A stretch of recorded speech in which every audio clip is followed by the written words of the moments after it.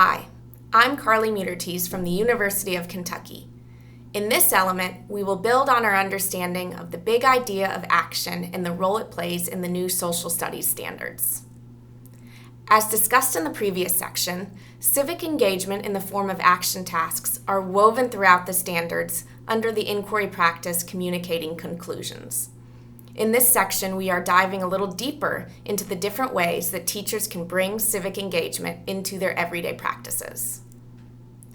Though civic action may inspire images of protests and marches, planning and implementing those particular forms of civic participation likely do not fit easily into teachers' curriculum. We'd love for students to feel empowered to civically engage in these ways. However, we want students to think about how they can take informed civic action every day.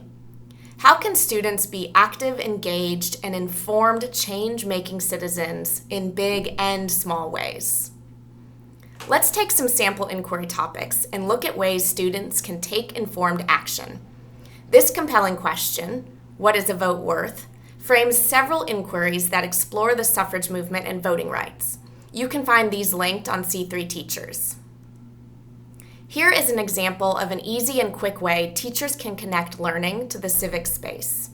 For this content, our students can look at a political cartoon or series of political cartoons about a current voting rights issue. This could be about gerrymandering, the Electoral College, felony disenfranchisement, etc. To assess, students can evaluate the extent to which democratic representation or democratic processes are affected. This assessment will be grounded in the skills and understandings students gained during the inquiry. This exercise could be used as an exit slip in the last minutes of a class session or be a more prominent part of the day. Regardless, it provides students a space to demonstrate their learning applied to a new context. The action has students share their opinion on the issue with a parent or other adult in an informed conversation. Though this is a small way for students to take action, it has big implications. Don't we wish more people would engage in informed conversations? Likewise, this action task aligns directly with the following communicating conclusions standard. Let's look at another example using the same compelling question on voting rights. For this content, the action has students write a letter to an organization or an individual about the issue. This could be a longer, more formal piece of writing, or it could be a few paragraphs where students present their argument and urge a stakeholder to action. This exercise will likely take more time than an exit slip, but does not need to consume a whole week of classes. Regardless, students are given practice applying learning to a modern concern, aligning directly with the following communicating conclusion standard. But I teach ancient world history. How does that connect to students' lives today? I'm glad you asked. Though some subject areas may have a clear connection to a civic context, all topics have an enduring issue that makes it relevant to today. It's the so what of the content. Let's take another inquiry from the C3 Teachers website. Did Shi Huangdi improve China?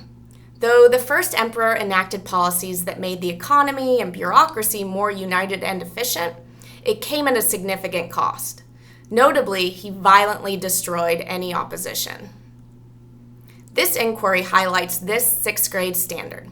An enduring issue related to the standard and the inquiry content concerns issues of freedom of speech. Our students can apply their understanding of how limitations to freedom of speech can negatively impact a society.